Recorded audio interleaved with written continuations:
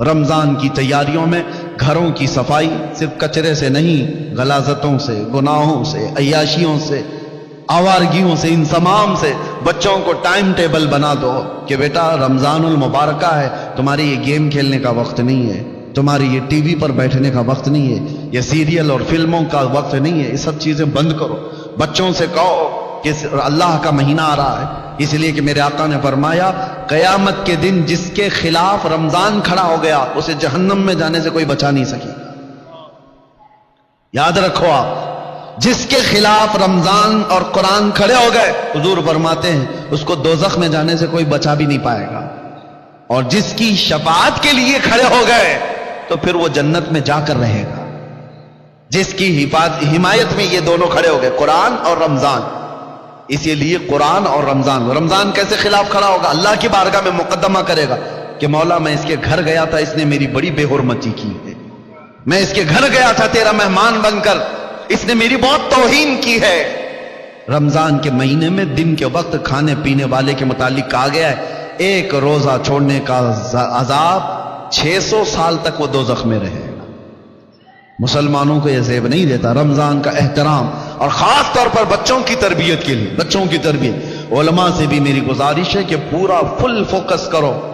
ہم یہاں ہوتے تھے یا جب بھی میرے الحمدللہ میرا معمول ہے رمضان میں فل پیکج، صبح سے لے کر رات تک ہم تو مصروف ہی رہتے تھے۔ وجہ یہ ہے کہ ان کو شیطان کی وہ ڈالی ہوئی عادتوں کی طرف نہ بھیجا جائے۔ ایک مہینہ تو ہے جو اللہ تعالیٰ نے شیطان سے آزاد کر کے دیا، اس میں اگر دل کو پاک نہیں کیا تو پھر کب پاک کرے گا؟ بچوں کو خاص طور پر ایک چیز کی طرف لے آؤ، ان کے یہ موبائل کی دنیا۔ بہت سارے ماں باپ، کل میں آپ کو دیکھ رہا ہوں، ماں باپ ہم سے کہہ رہے ہیں کہ ہماری بات سے اب بچے مانتے نہیں، ڈر لگ رہا ہے ان کو بولیں گے تو الٹ پلٹ کر دیں گے، مار پیٹ کرنے لگ جائیں گے۔ آج یہ نوبت آ گئی ماں باپ کی کہ تم بچوں کو روک نہیں سکتے، ان کے ہاتھ سے موبائل نہیں لے سکتے۔ اکثر گھروں کا حال ہے یہ، میں آپ کو بتا رہا ہوں، اکثر گھروں کا لے کر کے دکھاؤ۔ یہ تو ایسا نشہ ہے جیسے چرسی اور گنجیڑی کو چرس اور گانجے سے روکا جائے تو وہ مار پیٹ پہ آ جاتا ہے، اس سے بڑا نشہ ہو گیا ہے۔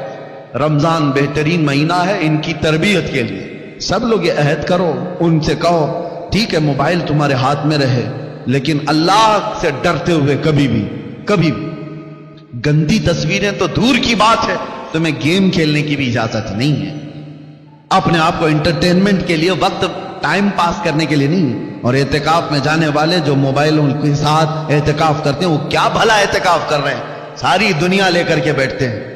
اللہ تبارک و تعالیٰ ان فواحشات سے ہماری حفاظت فرمائے۔ آپ سب رمضان کی تیاریوں میں اپنے بچوں کی تربیت پر خاص توجہ دیں۔ ہمیں ڈر لگتا ہے کہ کل کو یہ بچوں کے ساتھ جو ہونے والا ہے، جو وقت آنے والا ہے، بہت ڈر لگتا ہے۔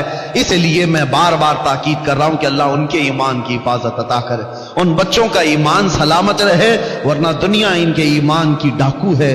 اللہ تعالی ہم سب کے بھی ایمان و عقیدے کی حفاظت فرمائے۔ السلام علیکم ورحمۃ اللہ وبرکاتہ۔